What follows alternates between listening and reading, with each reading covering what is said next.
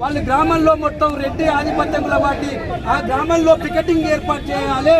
తక్షణ సహాయం కింద వెంబడే కలెక్టర్ గా స్పందించి ఈ యొక్క తీవ్రతను చూసి ఈ యొక్క ఉద్యమాన్ని చూసి ₹1,00,000 తగ్గకుండా వెంబడే ఈ రోజు వాళ్ళని చట్టం చెప్తుంది.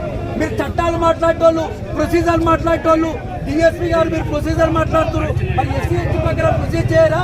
ఆమె scheduled caste, inter caste Mounika, ఆమె షెడ్యూల్డ్ క్యాస్ట్ చేసుకున్న ఆయన బీసీ చాకలి.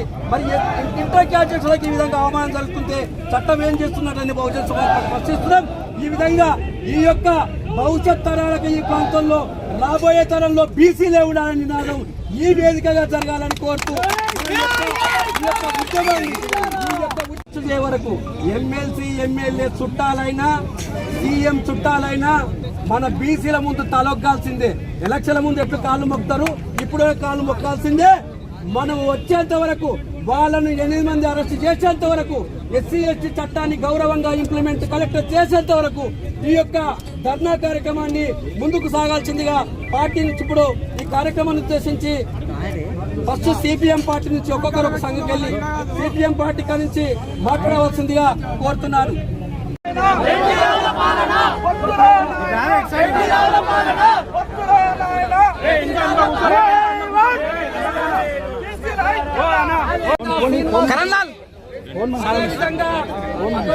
మధుసూదన్ రెడ్డి ఒక దైవ దర్శనం సంబంధించి వెళ్తే ₹100 ఇవ్వనందుకు డైరెక్ట్ గా హత్య చేసిర్రు. వాళ్ళెవరో కాదు, ఈ రాష్ట్రాన్ని పాలించే కాంగ్రెస్ నాయకులు. ఈ యొక్క ఎమ్మెల్సీ ఎమ్మెల్యే వల్ల సొంతం చుట్టాలు. మీరు గమనించండి, ఒక బీసీని చాకలి కులస్తులను ఈ విధంగా అన్యాయం చేసి గత 3 రోజులుగా ఈ కార్యక్రమం జరుగుతుంది. రాత్రి 2 గంటల వరకు కూడా ఇప్పటికీ స్పందించకపోతే క్లియర్ గా మర్డర్ కేసు ఉంది అని డిఎస్పీ గారికి, అదే విధంగా విశాల్ మహారాజ్ గారు ఇద్దరం కలిసి నైట్ అంతా దాదాపు 2 గంటల వరకు ఉండి ఎఫ్ఐఆర్ చేయడం జరిగింది. కానీ ఇక్కడ ఉన్నటువంటి అధికారుల నిర్లక్ష్యం క్లియర్ గా స్పష్టంగా కనిపించింది.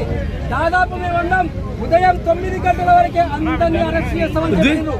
మేమేమో ఆ యొక్క పాపను 2 నెలల పాపను తీసుకొని పోయి గ్రామానికి పోయి 2 గంటల వరకు ఆ యొక్క పాపను తీసుకుపోయి ఉదయం 5 గంటలకు ఖననం చేసి వచ్చే వరకు అరెస్ట్ చేస్తాం. ఇక్కడికి వచ్చే వరకు అరెస్ట్ లేదేం లేదు. మాటికైనా ఫోన్లు వస్తున్నాయి. ఆ ఫోన్ల అంతర్యం ఏంటంటే కాంగ్రెస్ పార్టీ లీడర్లు ఫోన్ చేస్తున్నారు, వాళ్ళు అరెస్ట్ చేస్తలేరు. మేమంటున్నాం బహుజన్ సమాజ్ పార్టీ వేదికగా ఈరోజు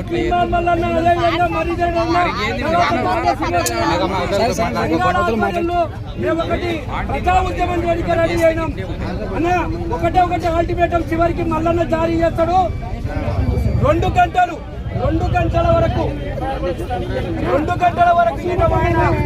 చేయకపోతే మన సమస్యను మొత్తం ఉధృతం చేస్తాం. ప్రతి ఒక్కరు ప్రతి సంఘానికి, ఎందుకంటే ఎఫ్ఐఆర్ ఇవ్వడానికి కూడా వాళ్ళకు మనసు ముట్టలేదు. దాంట్లో క్లియర్ గా 103 సెక్షన్ 103 మర్డర్ కేసు చేయడం లేదు. మిత్రులారా, ఎంత నిర్లక్ష్యమో తెలుస్తుంది. ఈ దెబ్బతోటి రేవంత్ రెడ్డి సొంత జిల్లా అయిన నాగర్ కర్నూలు, మీ నాగర్ కర్నూలులోనే బహుజనులకు స్వేచ్ఛ లేదు. హత్యలు చేస్తున్నారు. మళ్ళొకటి ఏమంటున్నారంటే రెడ్డనే కొట్టిర్రు అంటున్నారు. నేనంటున్నా బహుజన్ సమాజ్ పార్టీ వేదికగా ఈ ప్రాంత అడ్వకేట్ గా అంటున్నా, దాదాపు ఎన్నో ఎఫ్ఐఆర్లు అయినా కానీ ఒక్క రెడ్డిని, ఒక బీసీ కొట్టే, ఒక ఎస్సీ కొట్టే ఇంతవరకు రెడ్డే మన మీద కొట్టి దాడులు చేసిరు. కాబట్టి ఇప్పుడు చేసిన కేసు కూడా ఫాల్స్ కేసు. దీన్నంతా గమనించి మనం ఈ 2 గంటలు ఇంకా టైం ఇస్తాం. ఇంకా రాత్రి 2 గంటల వరకు ఉన్నాం. ఈ 2 గంటల అల్టిమేటం జారీ చేస్తున్నాం. మల్లన్న గారు చివరిగా చెప్తారు, ఎఫ్ఐఆర్ చేయడం కాదు, ఆల్టర్ చేయాలి, 8 మంది నిధులు చేయాలి. ఎస్సీ ఎస్టీ యాక్ట్ ప్రకారం చట్టం చెప్తుంది బ్రదర్. డిఎస్పీ గారు, గౌరవ డిఎస్పీ బీసీ, మీరు కూడా ఎస్సీ ఎస్టీ చట్టంలో 325 యాక్ట్ ఏం చెప్తుందంటే వితిన్ 24 hours లో నిందితులు అరెస్ట్ చేయాలి. స్థానిక కలెక్టర్ ఈ చట్టం ప్రకారము బాధిత కుటుంబాన్ని సందర్శించి వాళ్లకు పప్పు ఉప్పు ధాన్యాలు ఇవ్వాలి. ఈ చట్టం